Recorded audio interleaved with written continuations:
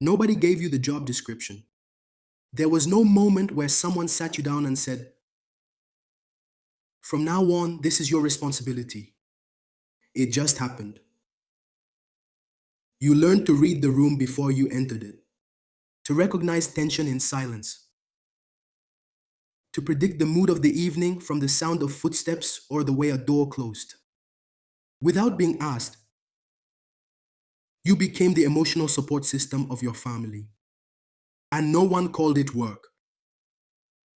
Psychologists call this parentification when a child begins carrying emotional responsibilities that belong to the adults. It doesn't always look dramatic.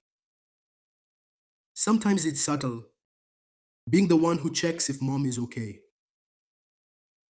avoiding adding stress to dad, monitoring the emotional temperature of the house, and adjusting yourself to keep it stable.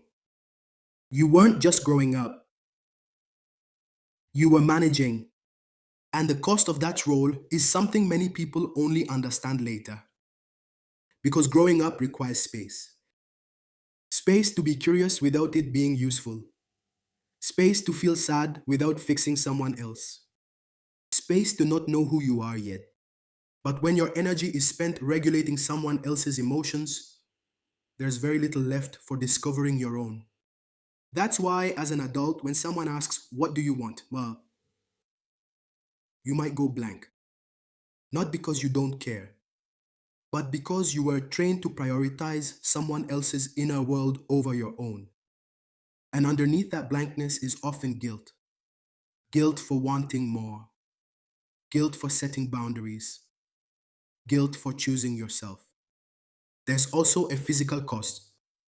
A child who grows up constantly monitoring moods develops a nervous system that never fully learned to rest.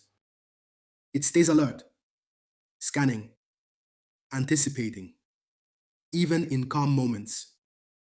As an adult, this can feel like low-level anxiety that logic can't fix, or exhaustion that sleep doesn't solve. Because what's tired isn't just your body. It's a nervous system that's been on duty for years. And when you try to step back to stop absorbing what isn't yours, something else appears. Guilt that feels like abandonment. Because in enmeshed families, love and responsibility became fused. You learned that caring meant carrying. That support meant self-sacrifice. So setting a boundary can feel like causing harm even when it's healthy. That feeling doesn't mean you're wrong. It means the role was deeply ingrained. Before freedom comes grief. Grief for the childhood that was replaced by responsibility.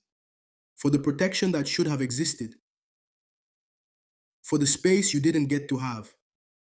This grief is not self-pity. It's recognition. And healing doesn't happen by skipping it. It happens by allowing it.